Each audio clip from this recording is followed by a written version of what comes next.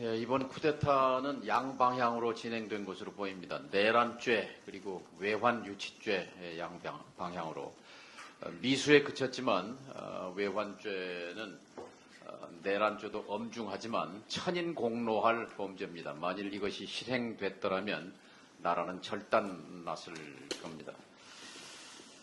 쿠데타의 목적이 그동안 가려져 있었습니다.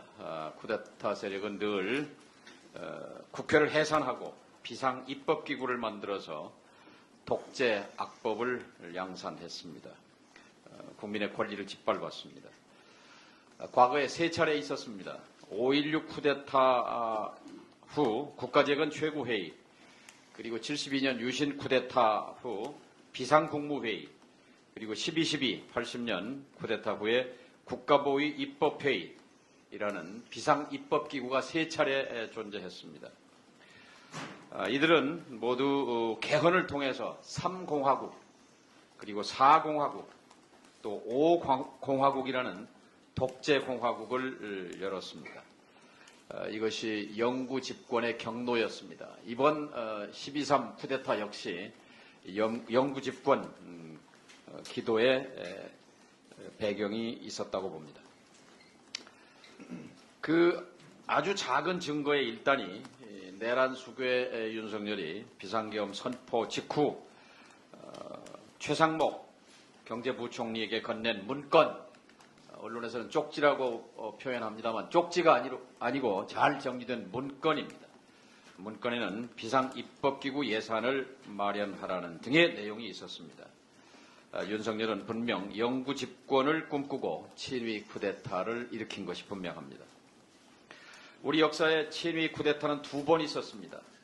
72년 유신 쿠데타, 그리고 24년 윤석열 쿠데타입니다. 친위 쿠데타는 집권 세력이 일으키는 쿠데타입니다.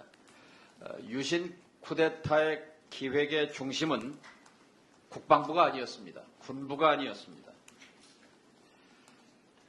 청와대 수석들, 그리고 장관들, 그리고 중앙정보부가 기획을 했습니다.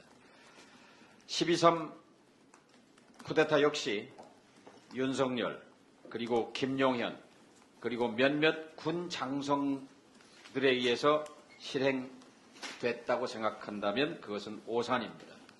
윤석열 친위 쿠데타를 기획하고 시나리오를 작성한 중심에는 대통령실, 국가안보실, 그리고 장관들, 국정원이 있었다고 봐야 합니다. 윤석열 쿠데타는 악성 쿠데타였습니다. 외환을 유치해서 그것을 빌미로 쿠데타를 일으키려 했습니다. 사상 초유의 일이었습니다. 1997년 총풍사건, 96년 총풍사건은 미수에 그친 대선용 기획에 불과했지만, 선거용 기획에 불과했지만 윤석열의 북풍 공작은 전쟁을 유발하려는 거였습니다. DMZ의 상황을 감안하면 한반도에서 국지전과 전면전은 구분하기가 힘듭니다. 만일 원점 타격이 성공했더라면, 실행됐더라면, 그리고 북이 여기에 대해서 맞대응을 했더라면 곧바로 전면전이 불가피했었을 것입니다. 내란죄와 외환죄의 유사성과 다른 점이 있습니다. 내란죄는 국회 병력을 투입하는 등 노출 공개성이 있는 반면 이 드론 침투, 또 원점 타격 등은 은밀하게 자행됐습니다. 은밀성입니다. 그리고 두 번째 특징은 내란죄는 반국가 세력을 활용한 것이고 그 존재를 명분으로 삼은 거죠.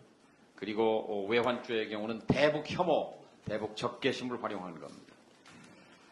그리고 외환죄는 헌법 77조 1항에 있는 전시사변 또는 그에 준하는 국가 비상사태에 계엄을 선포할 수 있다는 이 조항을 이용해서 움직일 수 없는 명분을, 꼼짝할 수 없는 명분을 만들려고 했던 데 반해서 이 내란죄의 경우는 이제 이것이 미수의 그침에 따라서 불가피했다. 헌법주의자로서 또 헌정 질서를 숭배하는 대통령으로서 불가피했다 하는 그런 강변을 내놓고 있습니다.